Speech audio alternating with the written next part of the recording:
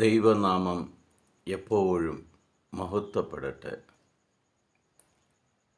ആ ദൈവത്തിൻ്റെ നാമം മഹത്വപ്പെടുവാൻ ദൈവം നമ്മളെ ഓരോരുത്തരെയും ഉപയോഗിക്കുന്നതിനായിട്ട്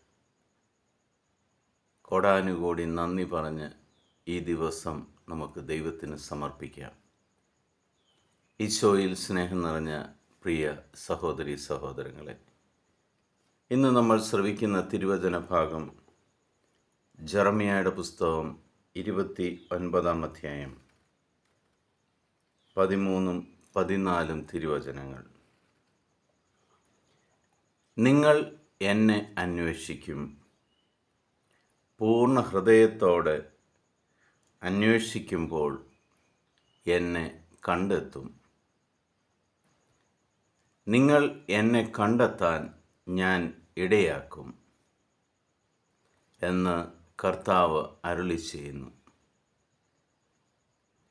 ഞാൻ നിങ്ങളുടെ ഐശ്വര്യം പുനഃസ്ഥാപിക്കും. ആരാണ് നമ്മളുടെ ഐശ്വര്യം, നമ്മുടെ ഫോർച്യൂൺസ്, പ്രോസ്പെരിറ്റി ഇതെല്ലാം പുനഃസ്ഥാപിക്കുന്നത് എന്ന് വ്യക്തമാക്കുന്ന തിരുവചന ഭാഗമാണ് നമ്മൾ ഇന്ന് ശ്രവിച്ചത്.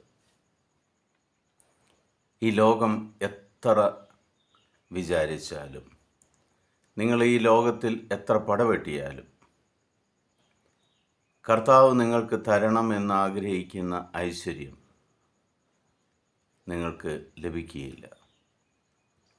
എന്നാൽ പൂർണ്ണ ഹൃദയത്തോടെ 100% കർത്താവിൽ വിശ്വാസമർപ്പിച്ച്, എൻ്റെ പിതാവായ ദൈവത്തിന് അസാധ്യമായിട്ടൊന്നുമില്ല, ആ ദൈവം എനിക്ക് വേണ്ടതെല്ലാം ചെയ്തു തരും എന്ന ഉറച്ച വിശ്വാസത്തിൽ ആ ദൈവത്തെ നിങ്ങൾ അന്വേഷിക്കാൻ തുടങ്ങുമ്പോൾ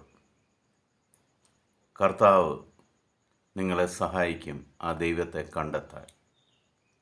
അങ്ങനെ കണ്ടെത്തുന്ന നിമിഷം നിങ്ങൾക്ക് സമൃദ്ധി ഉണ്ടാവും, ഐശ്വര്യം ഉണ്ടാവും, ദൈവാനുഗ്രഹമുണ്ടാവും.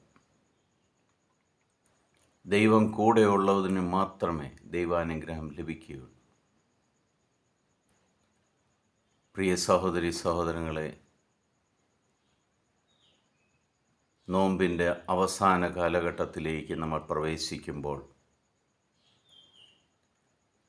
ലോകത്തിലെ സുഖസൗകര്യങ്ങളെ തേടുന്നതിന് പകരം ദൈവത്തെ തേടുന്നവരായി നമുക്ക് മാറാം. ആ ദൈവത്തെ നിങ്ങൾ കണ്ടെത്തുമ്പോൾ നിങ്ങൾക്ക് നഷ്ടപ്പെട്ടതെല്ലാം ദൈവം നിങ്ങൾക്ക് തിരിച്ചു തരും. നിങ്ങളുടെ ഐശ്വര്യം കർത്താവ് ഇന്ന് പുനഃസ്ഥാപിക്കും. പിതാവായ ദൈവത്തിൻ്റെയും പുത്രനായ യേശുക്രിസ്തുവിൻ്റെയും പരിശുദ്ധാത്മാവിൻ്റെയും കൃപയും അനുഗ്രഹവും സമാധാനവും ഇന്നും എപ്പോഴും നിങ്ങളുടെ കൂടെ ഉണ്ടായിരിക്കട്ടെ. ദൈവത്തെ തേടുന്നവരായി നമുക്ക് മാറാം. ദൈവാനുഗ്രഹം നേടുന്നവരായി നമുക്ക് മാറാം. ദൈവം നിങ്ങളുടെ എല്ലാ പ്രശ്നങ്ങളും മാറ്റിവെച്ച്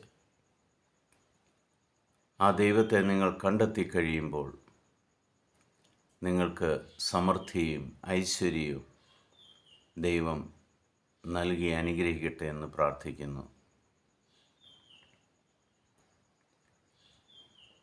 കർത്താവിൻ്റെ സമാധാനം എപ്പോഴും നിങ്ങളുടെ കൂടെ ഉണ്ടായിരിക്കട്ടെ. ഈശോ മിശിഹായ്ക്ക് സ്തുതിയായിരിക്കട്ടെ.